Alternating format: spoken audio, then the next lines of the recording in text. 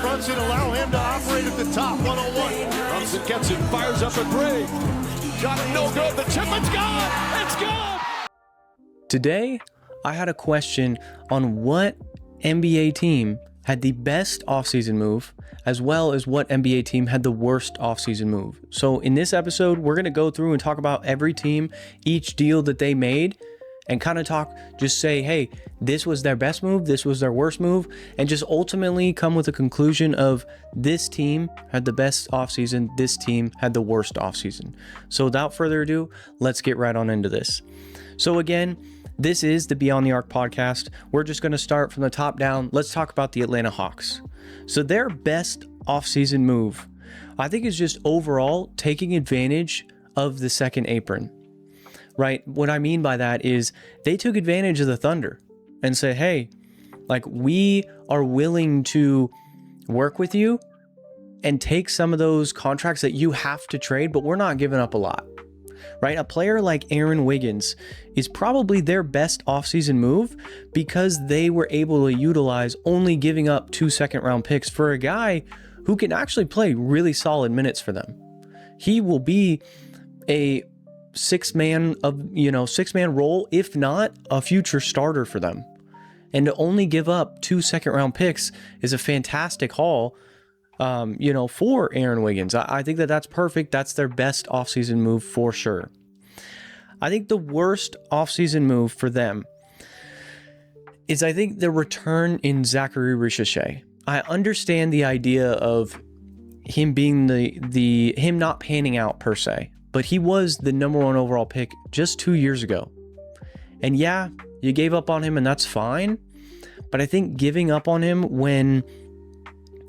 for the package that they got in return is just not necessarily, I mean, he didn't necessarily fit the timeline, I guess. He needed more time to develop. They probably would have been better off if they had drafted a guy like a Stephon Castle instead.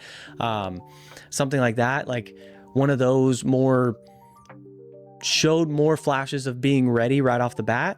But I honestly, they couldn't draft Alex Sarr just because he literally stated, I don't want to play for y'all. So I kind of get that. But overall, I think, had a really solid offseason, which is gaining Aaron Wiggins for such a cheap deal. And then, of course, they traded away Zachary Ricochet, which I think was the worst deal. But I understand why they did it. Some of these deals are just going to be, it's bad, but I get it. I would have done something similar. I would have given up on Ricochet. He doesn't fit your timeline, that whole 9 yards. Boston's best deal in the offseason, I think, is just re-signing Neemias Queta to that 4-year long-term deal. Just bringing in a center who played valuable minutes for you in the playoffs. Also, of course, you brought in somebody like Mitchell Robinson. But overall, I think that best deal was Neemias Queta. Now, one, it's because of Mitchell Robinson's injury history in the past that makes me feel this way of having a backup center for Mitchell Robinson in case he gets hurt, or vice versa. Having a center there so that Mitchell Robinson can only play backup center minutes, I think that's solid. So I think that's their best move. I think their worst move is not trading away Jaylen Brown per se, but it's trading him to Philly. Right? You created a super team, and that was before they got LeBron.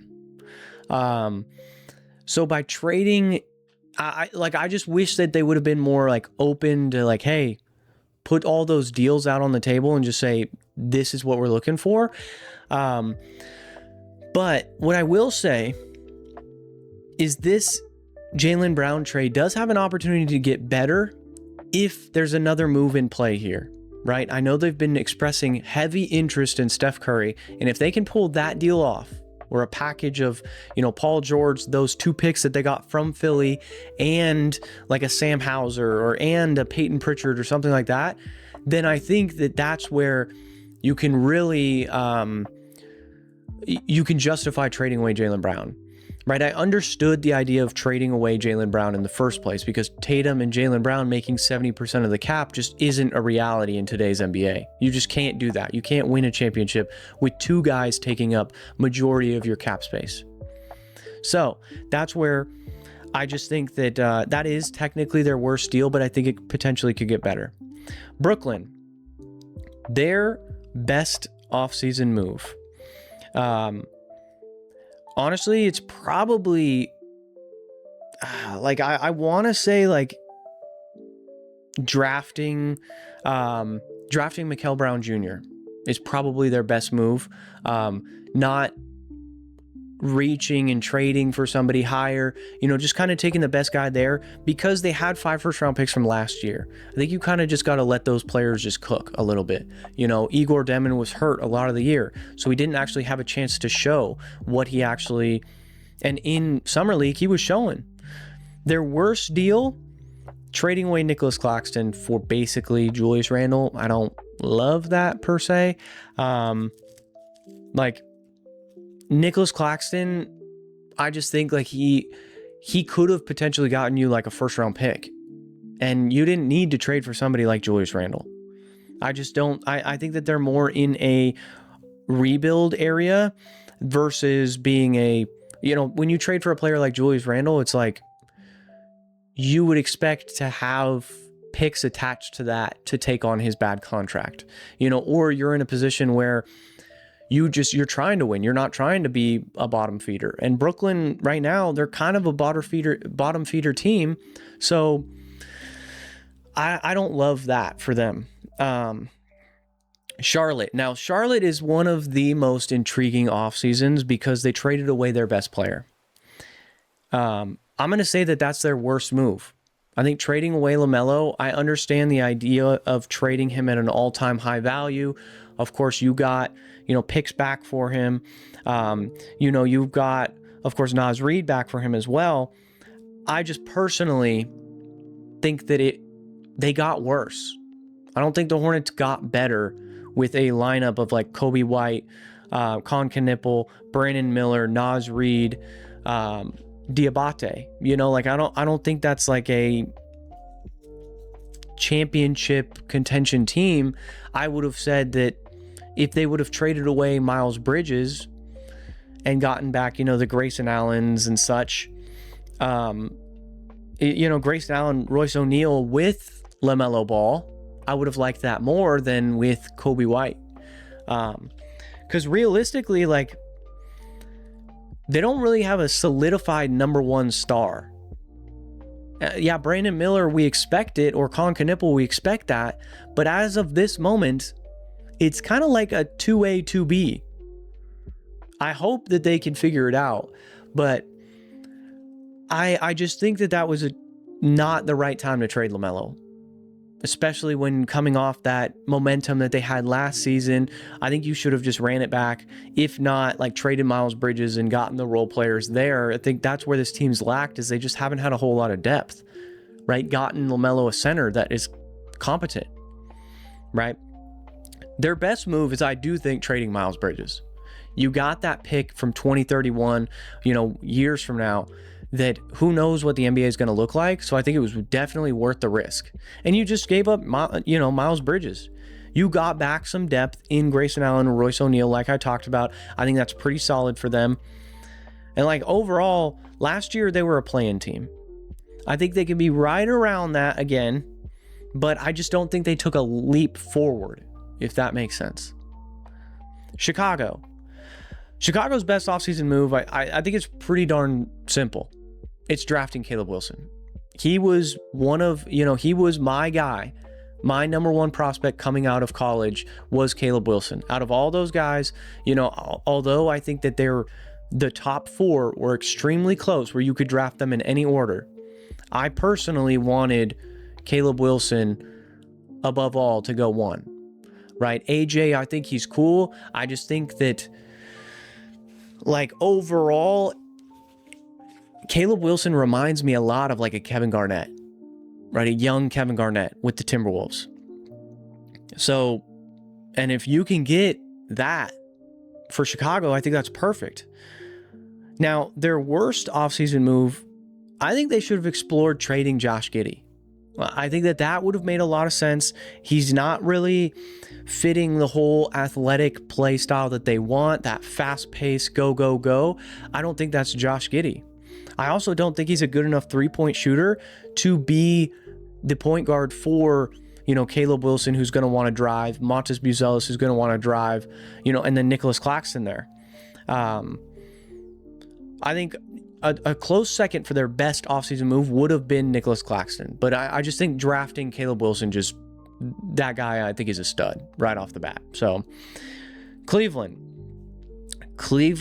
worst offseason move is just holding out for LeBron, unfortunately. I think you had to do it, and I understand why they did it, because it's LeBron. But it's unfortunate that that's what's just going to be the thing that just kind of bites you in the butt, is you waited for the guy. He didn't end up signing there. So now your backup plan was going to re-sign James Harden, we assume.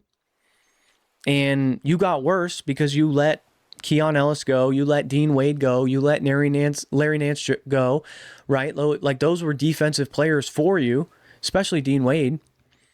And you needed desperate wing defense, and you just got worse at that position, right? You re-signed Donovan Mitchell to this massive extension, which I don't love, but I get it. They kind of had to do it.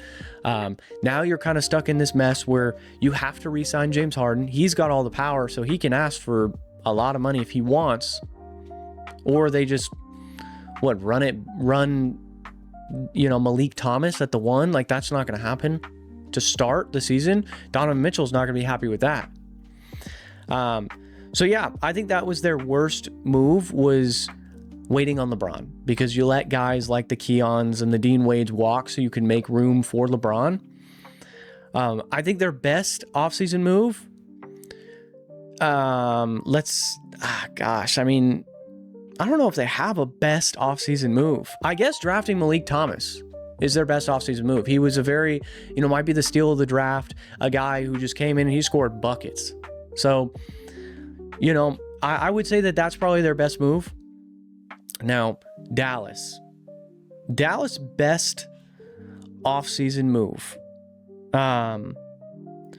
Probably trading for Santi Aldama. I think that he would be kind of a perfect fit alongside a Cooper Flag, where he stretches the floor very well. He's just going to let Cooper Flag kind of cook. I think the worst offseason move that they had, I'm going to go ahead and say that not exploring more of the Kyrie Irving trade. I think that they could have gotten, I don't think Kyrie's the good fit that you want with Cooper Flag and Derek Lively, right? I just think he doesn't fit the timeline, one. I wish that they would have drafted, even if they would have moved up a spot and gotten a Kingston Flemings or something like that for Cooper Flag, that would have been prime. I'm not really sure about that Michigan guy that they drafted to fit in with a Cooper Flag, with a Derek Lively, with that roster currently. But Santi Aldama, I do really like for them. I think that he's kind of perfect fit. Like I said, Marcus Sasser, pretty solid, honestly, solid spot for them. And honestly, you could have said Zachary Ricochet being the best offseason move for them as well. I would have agreed with that, because you didn't give up anything and you got the number 1 overall pick from 2 years ago, who he's going to have stuff to show. I think he's an NBA player. I don't think he's the star and the number 1 overall pick, but I think he's an NBA player. Denver's best offseason move, they might be a team where they just don't have one, because they're still in the Peyton Watson discussion. They let Tim Hardaway go. They to me are one of the worst offseason teams, because they haven't made that deal yet with Peyton Watson, and I think that's huge, right? Tim Hardaway walking, he was a big part of that core, actually doing something, and he just goes to Miami for nothing, for not a great deal, and they add in Marvin Bagley, which whatever. Overall, they re-signed Tyus Jones, they re-signed Spencer Jones, which they had to do because the Thunder forced their hand, so that put them in the second apron. They don't have a great collection of players at the moment that you feel confident in outside of Jokic. Do we feel confident right now in Jamal Murray? I understand Jamal Murray, at one point in time is this dangerous playoff player and everything, but we just haven't, he hasn't been healthy a lot. And the roster around him just hasn't been great. Other than, of course, Jokic. Jokic is Jokic. We get that. But I don't know. They're just a tough team because they didn't really make any great moves to make their roster better when they flamed out early in the playoffs last year. Detroit's worst offseason move is not trading for that secondary scorer. No Tyler Hero, no Kyrie Irving, nobody like that. Come on. What are we doing? I think that they desperately needed another scorer, and they didn't do that. Right now, they're in the contract disputes with Jalen Duren, and there you go, a little chaos in that locker room it could cause. And that's just going to eat at their cap space, and they're going to need to re-sign Asar soon, and I just not loving them because, like I said, it's similar as the Cavs. They didn't get better, but yet a lot of these other Eastern Conference teams got better. So that's really concerning when you're moving forward. Now, what I will say is their best offseason move, I think, is trading for Isaiah Joe. Because again, you took, just like the Hawks, you took advantage of the second apron. And you went out and you said, hey, Thunder, you're going to need to trade one of those guys. Bring him on over to us. And although I don't think that he is a number 2 option, it's at least a step that does help provide scoring. So I think that's their best move. But yeah, their worst move is definitely, I think, letting, their number 2 option at the moment was Tobias Harris. They let him walk. Right? Then, of course, they didn't get the Kyrie. They didn't get the Tyler Hero. And I think that's a huge mistake. They didn't even get the CJ McCollum. They didn't get the Norman Powell. I think that's a big mistake.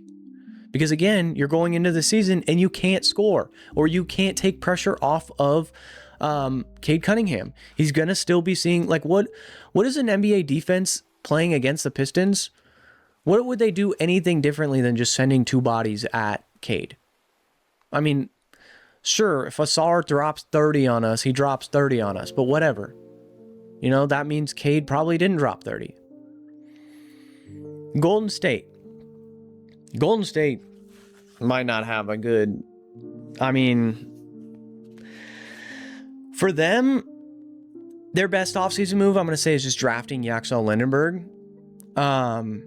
Their worst offseason move is doing literally nothing. They didn't add anyone. They re-signed Kristaps, Gary Payton, D'Anthony Melton, Al Horford, Draymond, Charles Bassey. They were hoping LeBron would come over, but why would LeBron want to go over there? Their starting lineup is Curry, Pods, Yaxel, Draymond, and Kristaps. That's not a good, in the West, that's not a good starting lineup. In the East, it's not even a good starting lineup, but in the West, that's tough. They might not even be let's see. They don't have a better lineup than the Thunder, the Spurs, the Nuggets, the Lakers, the Rockets, the Timberwolves, the Suns, the Trailblazers, the Clippers. Do they have a better lineup than the Mavs? We're talking Utah is still they're looking at 11 seed. They might sneak into the play-in. I just think that's terrible. What potentially could be a good move for them would honestly be trading away Steph Curry. As much as that sucks to say, he is Golden State, right? That's his entire career and everything like that. But you're at a point where you've already come forward and said, we want to focus on post Steph Curry, right? Curry's value is going to be high. NBA teams will trade for him because he has tons of value on the court still, of course, even as old as he is. And I think that there could be a massive bidding war where you go and call Boston and you say, hey, those picks, Paul George, can we get Peyton Pritchard? Can we get a 3rd pick? You call Houston and say, hey, Amen Thompson. Or you call, I don't know, like Orlando and say, can we get Paolo? Like somebody like that. Like, can we get a big haul for Steph Curry, who we're not going to win a championship with? Let's be honest. You're not winning a championship with Steph Curry at this point in his career. You have failed Steph Curry. So now do him right, send him off, you get assets in return, and boom. You can do what you want and focus post Steph Curry. He can do what he wants and win a championship. The Rockets. The Rockets' best offseason move. Honestly, like probably re-signing, signing Marcus Smart, I think is pretty good for them. I think that's a pretty solid deal. He's a person that can defend 1 through 3 very well. And I think he showed resurgence in his career with his time with the Lakers. I think that's huge. Their worst offseason move, I would have loved if they would have gone and gotten another point guard, because I don't really trust old Fred VanVleet coming off of a tearing his leg. So like, if I'm the Rockets, I want a backup plan in case he's terrible, right? I also think you could have explored trading away Jabari. You could have explored trading away Atari Eason. Of course, they re-signed him to a 5-year deal, so that's still on the table potentially. But yeah, I think they could have explored trades a little heavily. They realistically didn't really make too many moves. They re-signed a couple guys. They brought in Bogdanovich, which he's probably not going to do anything. Marcus Smart, which might actually do something, but doesn't really help your spacing issue that you currently have. Right? Freddie should, but Marcus Smart doesn't. The Indiana Pacers, their best offseason move, hands down, one of the most underrated offseason moves, is bringing in Kelly Oubre. Just a solid, like, can guard 1 through 4. He's a solid player. Doesn't need to do anything crazy for them because they, of course, have the Tyrese Halliburtons and the Zubac and the Pascal Siakam and Andrew Nembhard. So he can go in and just be a solid, like, 6-man off the bench or a wing that starts if injuries do come around. The worst offseason move for them, I mean, I guess, like, they could have gotten, I wonder what their package would have been like if they would have offered something for Jaylen Brown. Like if they would have offered a package centered around like an Andrew Nembhard or even a Pascal Siakam. I think I would rather have, in their offense, I'd rather have Pascal Siakam than Jaylen Brown. But imagine Halliburton, Jaylen Brown, and Pascal. Because I don't really know if you need both Halliburton and Andrew Nembhard on the same team. Right? So going and getting, especially for the package that he went for, where it was salary and picks, could you make that move if you're Indiana? So yeah, maybe just obviously, like, there was the jokes about him, LeBron going to Indiana, and that was like, nope, no way. I agree with that. I don't think that was a championship roster per se, even though I have them super high up on my power ranking. I don't think that they're like there. I think they had a lot of good stuff happen to them their finals year run that won't necessarily happen again because the East got so much better. The Clippers' best offseason move, I think, is trading away Kawhi Leonard, because you got a solid package in return. I'm okay with their package.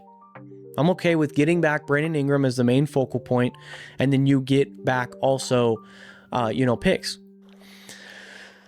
Their worst offseason move, I hate to say it because it's super early, but I just think drafting Keaton Wagler might have been the wrong move. I think Mikal Brown Jr. would have been a better fit.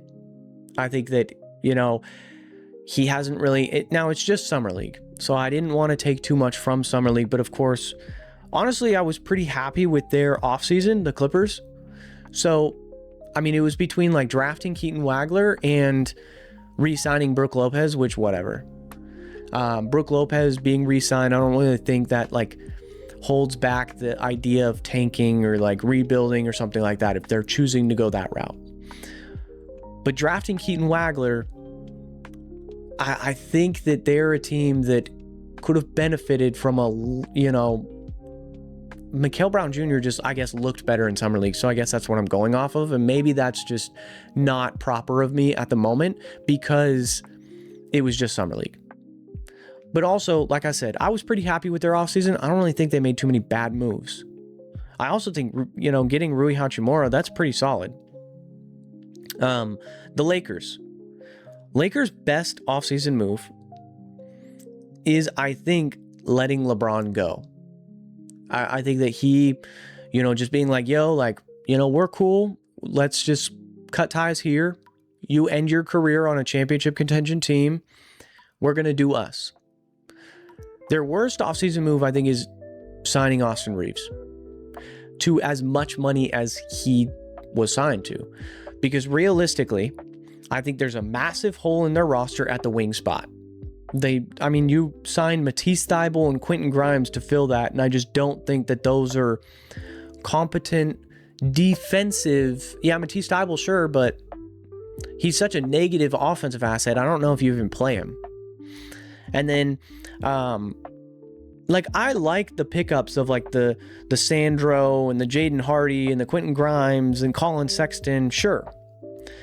But what I don't love is you traded a lot for Walker Kessler. You signed him to this big contract, and he played 5 games last year.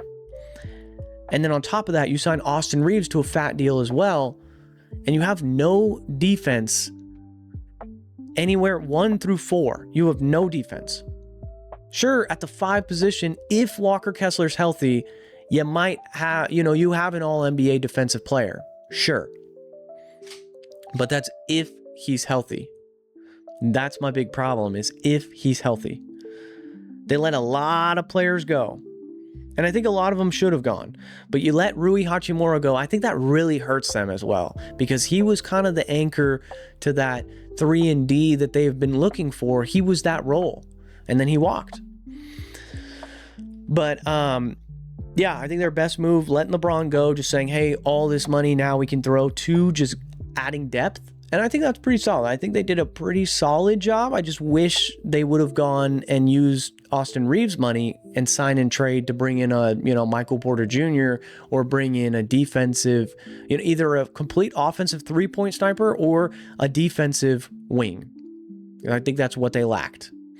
And they didn't do that with Austin Reeves' money. They just brought Austin Reeves back. All right, Memphis. Best offseason move. I think for them, it's drafting Boozer. I think that's pretty solid. He looks great. He has an NBA body frame. I do question the fit of him and Zach Edey, but I think they'll figure that out. I think they've got this I don't want to say Zach Randolph and Marc Gasol, but they have that feeling of, hey, maybe we're going to get some bully ball back over in Memphis. Their worst offseason move, I think, is trading Ja Morant. Genuinely, I think it was okay to trade Ja Morant, but I wish that they would have started the season with him, let him ball out and just been like, hey, look, kind of like an under the table thing, and been like, hey, Ja, just ball out for the first few games. We're going to get something in return. We'll get you out of here. Don't worry. Just play 10 games for us. And then we'll get you traded. But instead, they trade him for, of course, Jeremy Grant, Chris Murray. I know a lot of people are cool with that deal and saying, hey, you're just wiping your hands clean. I'm just not a big fan of that, because if he goes to Portland and he really balls out and he's an all-NBA player, it looks really bad. That's what I'll say. Miami. Best offseason move. I'm not going to say that it's Giannis, because I'm not a huge fan of the deal. I think their best offseason move is honestly Tim Hardaway Jr. I think they desperately needed that 3-point shooter to space the floor for, Giannis and Bam. Their worst offseason move, can we say that it's Giannis? Because Giannis, you gave up a lot. Tyler Hero, Jaime Jaquez, Kasparis Yakuchonis. You lost out on Norman Powell. You traded away Khalil Ware too, right? And then you gave up picks also. So you have no depth. You have no guards, no point guards. You have Davion Mitchell, which is Davion Mitchell a starting caliber point guard for a championship contention team? That's going to be the thing, is like, I don't know. I like how he went out to Greece and he was practicing with Giannis. I think that's dope. They're developing that chemistry early. I think that's cool. But, you know, like, if they're playing against Philly, he's going to have the Tyrese Maxey assignment. You know, like, can he hold his own on both sides of the floor against Tyrese Maxey? I don't know. But yeah, I think their best move, Tim Hardaway Jr., because, like, if I'm Miami, I would have traded for Giannis also. All right, right? I don't love how they gave up so much to go get him. Like, I don't know. Like, I'm not saying you trade Bam, because I know that they weren't a fan of Khalil Ware. He didn't really fit Miami Heat culture, but the Bam and Giannis fit, I just question so much, because today's NBA, like, you got to space the floor, and both of them don't space the floor great. Milwaukee, best offseason move is trading away Giannis. There was so much drama for years of, like, he's being traded, he's not being traded. He's being traded, he's not being traded. And then to get the package that they got for him after all this mumbo jumbo, I think that's a win. You could finally start fresh, and you can really start fresh because you were able to get a lot of young players, Jaime Jaquez, Kasparis Jakuchonis, Khalil Ware, and Tyler Hero's young enough. And then you drafted Nate Ament and Braden Burries. You re-sign Ousmane Dieng as well, decently young player. Their worst offseason move, it's Gary Trent. I think the NBA is investigating it. I think it's clear as day, you know, that it's unfortunate that a player signs a big deal and they're like, whoa, that guy's garbage, so why is he signing a big deal? Something's going on. I think that's a little funky. You know, if it is literally nothing, Gary Trent's got to be feeling like crap right now. But if it's something, I mean, it is just a terrible deal. A 4-year deal for a guy that he averaged 8 points for you or something like that last year. Like, a 4-year, $60 million deal. That's pretty bad. Minnesota's worst offseason move. I think Minnesota's worst offseason move is going to be the fact that Jaden McDaniels has to play the 4. They don't have a 4. And so he has to play that. I think he's at his best when he plays the wing position. Having Ayo play the 3, I don't love a 6'5" guy playing the wing. Having to guard the Jaylen Browns, having to guard the VJ Edgecombs. Like, I would prefer him being the 2 and guarding the Maxies, or guarding the Klay Thompsons of the world, or something like that. But I don't want him having to get Amen Thompson, 6'9". You know, I don't want him to have to guard, anyone on the Thunder. I mean, I guess the Thunder do it, where they run small wings. Alex Caruso's only 6'6", but he guards 1 through 4. So I guess maybe that's where they're looking at it, is like, Ayo is a good enough defender where maybe he could do it. I just don't love that for Jaden McDaniels, because I think Jaden McDaniels, already a bit of a hothead player, has a bit of an attitude. Him banging bodies down below with guys like Isaiah Stewart, or, like Aaron Gordon or something like that. Like, I don't, even like Draymond Green, I don't love that. So I would prefer him to be guarding the best defense or best offensive player in guarding one of the wings, guarding a Jaylen Brown instead of having to guard a LeBron. So that's what, now their best offseason move, I genuinely think their best offseason move is trading for LaMelo. I really like that for them. I think it brings in a lot of value. Maybe you didn't necessarily need to trade Julius Randle. I wonder if you could just kind of see what fit they had there. But I get it. I mean, I understand why they did what they did. Because you wanted to get off his bad contract and all that. New Orleans, I don't think had a good offseason at all. I don't think they had a good move, because they didn't do anything. They lost Kevon Looney. They re-signed DeAndre Jordan. They didn't bring anyone in. The worst offseason move is the fact they didn't do anything. I mean, seriously, they didn't even have a first-round pick in the draft because, of course, the Atlanta Hawks, trade for Derek Queen. Terrible. So now you're running back, and they didn't trade Trey Murphy. I think that's they didn't trade Zion, didn't trade Trey Murphy, didn't even explore Herb Jones, or I don't know what they're doing. I don't understand the direction in New Orleans at all. I think it's just awful across the board. The New York Knicks, their best offseason move is just pretty much running back as much as they could. Re-signing the Jordan Clarksons, the Jose Alvarados, the Landry Shamet. I think that's perfect. You got to do it. Like I have always said, if you win a championship, you run it back until it doesn't work. Especially since this Eastern Conference, they're going to be beating each other up each and every possession. So I think you have to do that. And the camera just died, so I do apologize there. Now, we're just going to continue this like it's a, audio podcast.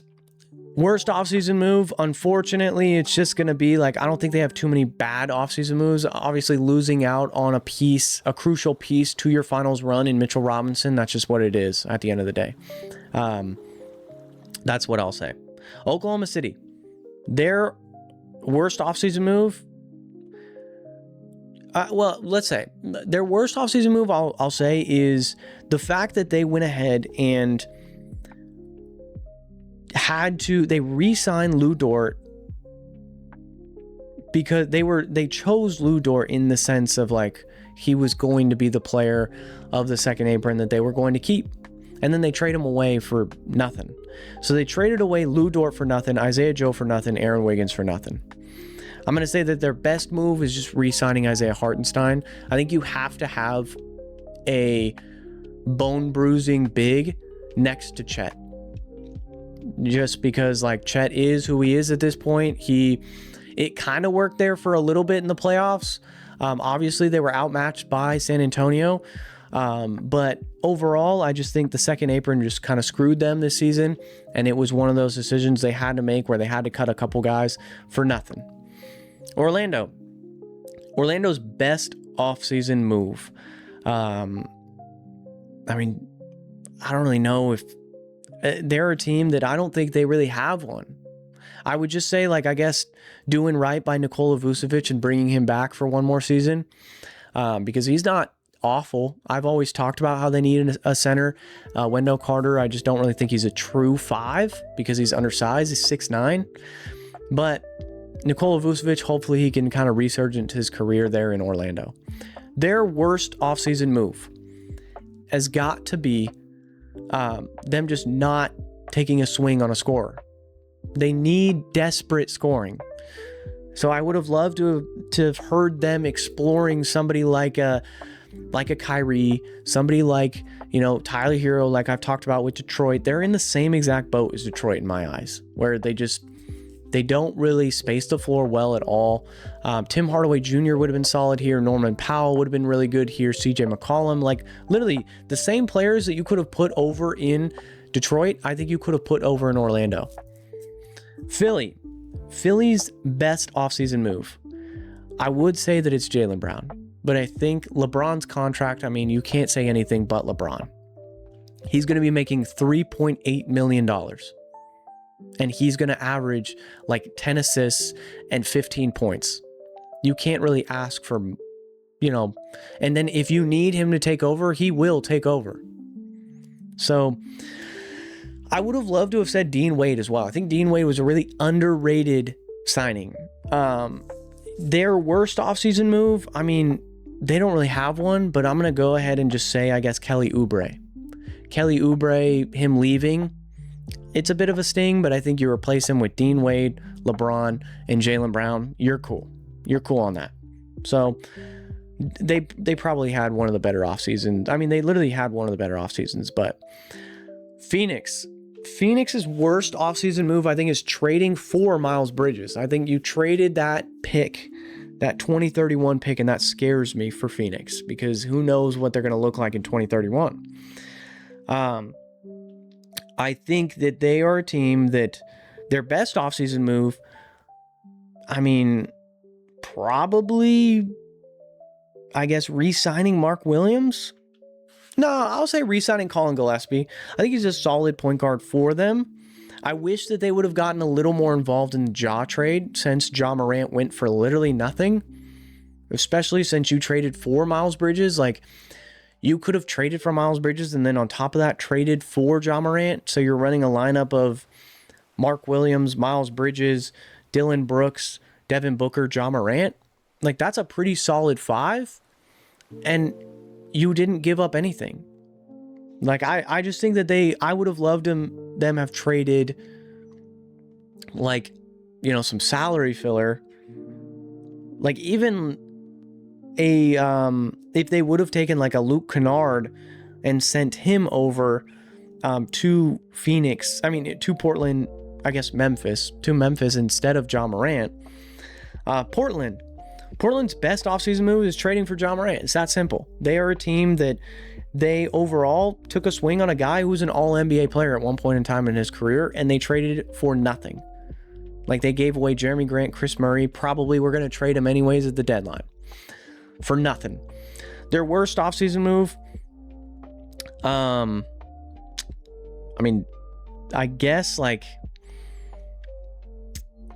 too many guards. That's what I'll say. Their worst offseason move is now they have too many guards. They have 5 guards there. They have Dame, Ja, Drew Holiday. They have Scoot Henderson. And they have, of course, Tamani Kamara still there. They have Shaden Sharp still there as well. That is a problem. I think that's a huge miss for them. Is like, Scoot should be traded.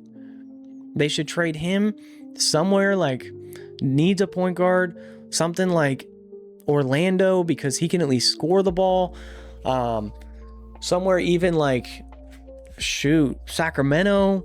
Maybe you go get a package centered around like Sabonis. That's probably their worst move, is they're holding on to all these guards. And I just don't really know what works for them, come here soon. All right, guys, just a couple teams left. I got 5 teams left. Sacramento.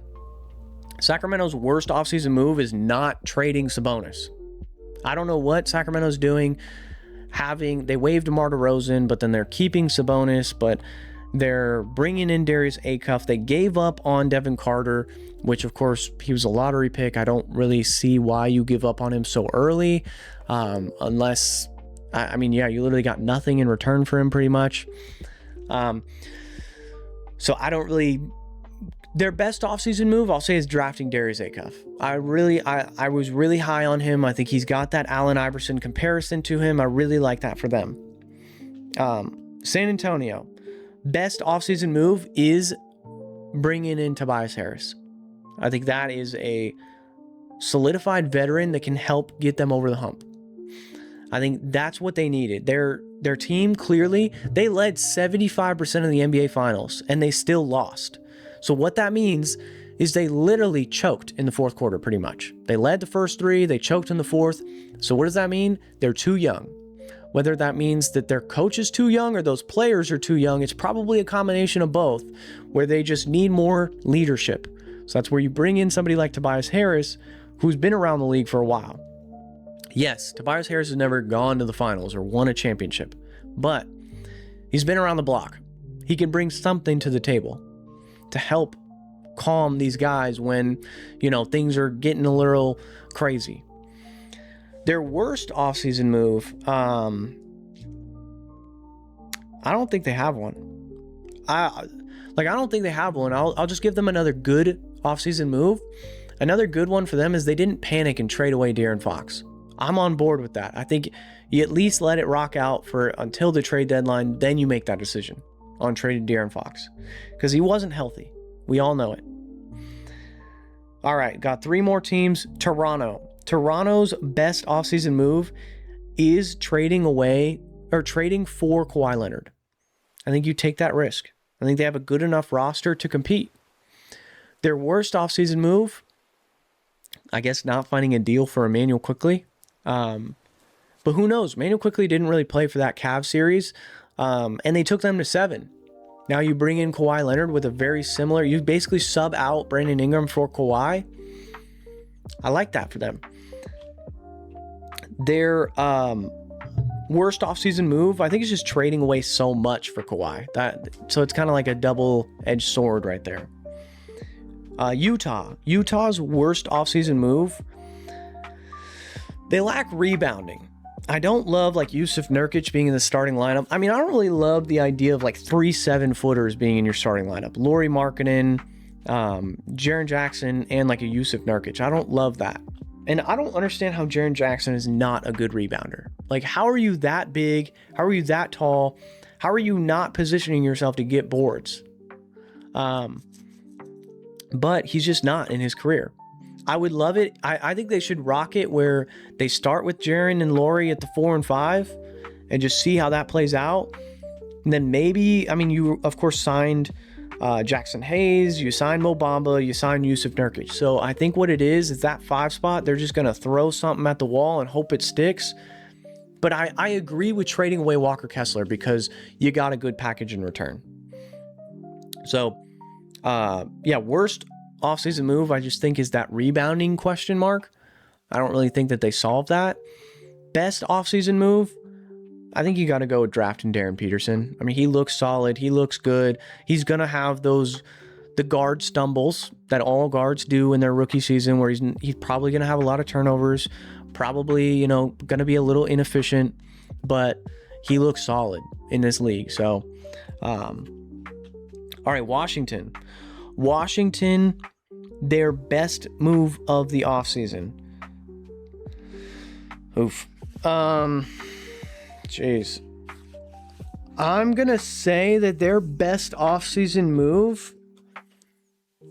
Oh, drafting AJ DeBonsa. There we go. I was blanking. I'm like, there's something here I'm missing. Drafting AJ DeBonsa. He's one of the best, players in this draft. Like I said, 1 through 4, I think you could have mixed them up in a hat and picked a random name and you're still going to hit. But although I had Caleb Wilson higher, I understand people didn't. I really fell in love with Caleb Wilson's game, not only at UNC, but also his, draft workouts and all that.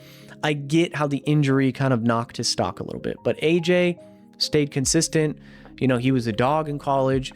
He was able to kind of do everything that you look for in a superstar. Their worst offseason move, I think, is just signing Trae Young to such a massive deal. I would have loved to have seen them, even if they let him walk or test out that free agency, sure, whatever, go ahead, go do it. Because no one wanted to trade for you. We traded CJ McCollum and a bag of bones for you. Like, I'm cool with you testing it out, seeing what you want to do. But yeah, overall, the team that had the best offseason, I think it's easy, it's Philly. They're a team that they brought in Jaylen Brown, they brought in Dean Wade, they brought in LeBron. Like, you can't ask for too much more. I think they could use a little bit of center depth there, but that's just not a big deal, I don't think. The team that had the worst offseason, I'm going to say it was a toss-up, I think, between 2 teams. It was a toss-up between the Pelicans and the Warriors. I think it's the Warriors. Warriors just overall did not have a good offseason. You're wasting Steph Curry's end of his career. Not happy with what they've been doing. I think they should trade him, do right by Steph Curry by letting him walk, because you didn't do anything to keep this championship team running. So, all right, guys, well, it's been another Beyond the Arc episode. Thank you so much for tuning in. My apologies on the camera dying, but that doesn't stop the show. So if you do enjoy this content, do me a huge favor, smash the like button, subscribe to the YouTube channel, comment down below your team that had the best offseason and your team that had the worst offseason. So without further ado, I'll catch you guys in the next one. Peace.